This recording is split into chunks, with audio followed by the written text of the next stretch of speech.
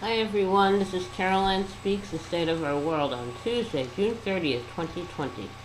So what is it? Let's find out and see what we can accomplish. Okay. Now, first of all, the coronavirus is still with us. They're predicting we could have 100 new cases a day because of the way various states reopened for business as usual.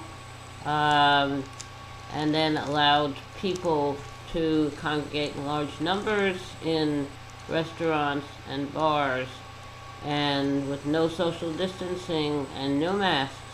Not good. And now those states that have had an increase in cases are shutting down or reducing the opening that they had tried to create to get back to what they call normal. So who knows what's going to happen. But we do definitely have a problem all over the country because we've never had national leadership. We didn't have anyone in the federal government in charge. The country should have been locked down as soon as the virus arrived here.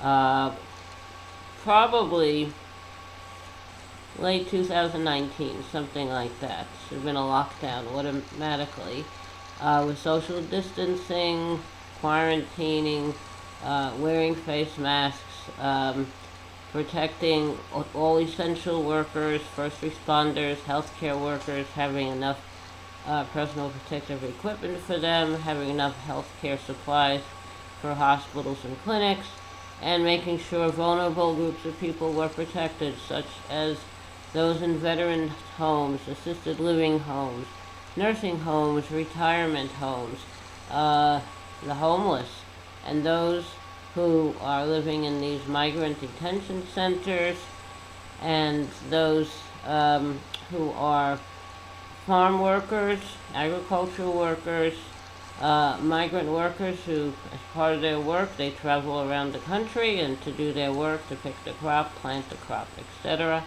And we also have to worry about the, whatchamacallit, the Native Americans. They have really been hit hard by this illness. As they have by any illness they've been confronted with since America was discovered. So it's really very unfortunate that they're paying the price for this. And this is just in the U.S., but this scenario plays out worldwide. And in Brazil, they have a leader who is just like Trump, doesn't want to do anything, doesn't believe the disease is real, the epidemic is real, it's all a hoax, all fake news. That's what the leader of Britain, Johnson, thought, and then he ended up getting the virus. So he's a little more responsible now, but I don't know how much. Trump still refuses to wear a mask, and the most effective way of preventing the spread of the virus is to wear a face mask that covers your nose and your mouth, and that will help to prevent the spread of the virus. Social distancing plus wearing a mask, and that's the way to do it. But Trump has refused to wear a mask. But finally, his Vice President Pence is wearing a mask now, and the Republicans in Congress, in the U.S. Senate, the U.S. House, are wearing a mask. And governors of various states who are resistant are now saying, wear a face mask when you go out, when you're in public. So, maybe someone will get the message. Now, another item that has been in the news is actually came in through intelligence early in 2019. Our U.S. intelligence agencies learned of Russian bounty intelligence in early 2019. What that means is that Russia was offering a financial reward to the Taliban in Afghanistan for every American soldier and British soldier, I think, who they killed. And that became knowledgeable to our intelligence services early in 2019. We're now halfway through 2020, and Trump is still denying that, and they're saying things like, well, the intelligence was not credible, it has to be investigated. Anyway, Trump refuses to acknowledge this, and he still has a lot of supporters. I don't think the military are supporting him anymore. No. And the veterans, no. But anyway, he refuses to take responsibility, does not want to wear a mask, seems to be colluding with Russia to kill our soldiers. I guess Russia wants back into Afghanistan. They were there a long time ago when they were defeated by the Americans, I think back in the 1980s. Now they want to be back there again. And Trump seems to be afraid of Putin because he's refusing to blame him for anything. Either Putin has some damaging information about Trump, or Putin is owed a lot of money by Trump. Who knows?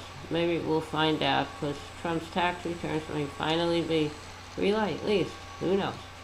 So, we have this bounty situation. It's kind of hard to believe. I found out about it a few days ago, as everyone else did, from the New York Times report. And we still have a problem, and people still support him. But anyway, the virus has killed, I think, over 127,000 people already, and total cases are over 2 million. So we definitely have a problem. You have to wear a face mask when you go out in public. You should only go out in public when you have to, like to go to the grocery store or the pharmacy or the doctor. And always wear your mask, and gloves too, if necessary. And make sure you protect people who are vulnerable populations. Protect yourself, protect others, and then we'll get through this. You might not like to stay home so much, but at least you have a home, so don't complain. Like I said in the past, if you have a house to live in or apartment, and you have television service, TV service, you have telephone service, you have internet service, computer, so you have all you need. You can entertain yourself. You and your family can entertain yourselves. So don't complain. Stay home and stop these ridiculous protests against governors who are trying to keep their citizens safe by locking down their states, telling people to shelter in place and quarantine, and wear a mask. Wearing a mask is not a sign of weakness. It should not be a political sign.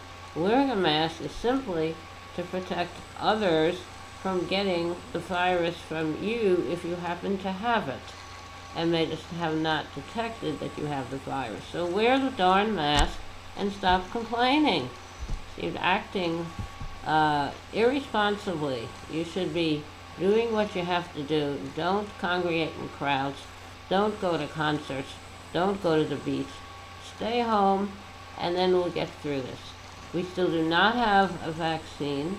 We do not have a cure, but we do have the virus. We know seem to know that it originated in China, maybe in late 2019, I don't know, October 2019, and then it made its way here. Ended up on the West Coast in Seattle. They had nursing homes that were having a lot of people getting this virus and passing away from the virus. And then it showed up in New York. And it seems like people traveling here from Europe brought it with them. They brought a present. Trump, at first, he did issue some kind of a ban on travels from China. But by that time, a lot of people had already gotten here.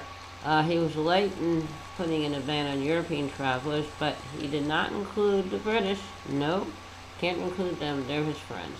And then he included them. So anyway, we've had a total mess, total mismanagement, and we're all suffering for it. So, we have to get smart. We have an election coming up in November. Make sure you're registered. If you're not registered, register, and make sure you vote. Is your absentee ballot available where you live? Use that so you don't have to take a chance of getting sick when you go out to vote, go to the polling place. And learn about all the candidates and issues, because this is an important election. We have a virus that is running rampant, and it's not even the flu season yet, and if it's still running rampant when we get to flu season, we're going to have two virus epidemics. So it's going to overwhelm our healthcare system. As it is, there are a lot of people who do not have health insurance. That's the only way to get health care. So we have to change the whole thing around.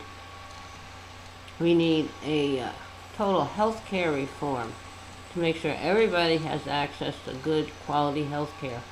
We also have this protest movement going on as a result of the murder at the hands of Minnesota police of a man named George Floyd, who didn't do anything wrong, but he was murdered. And protests have been going on. So it's the Black Lives Matter movement is has a lot of supporters now from everyone. So we have protests against police brutality, police violence, and we have a virus that is attacking everyone. It doesn't play favorites. It's an equal opportunity virus. So the thing to do is make sure you are protected. Make sure your family and loved ones are protected. Because if you don't, you could get sick, your family and friends could get sick. That could also affect you. So do that. Now, Trump a while ago put in a requirement that immigrants or migrants want to come here to claim asylum, they have to go to another country, claim asylum there first.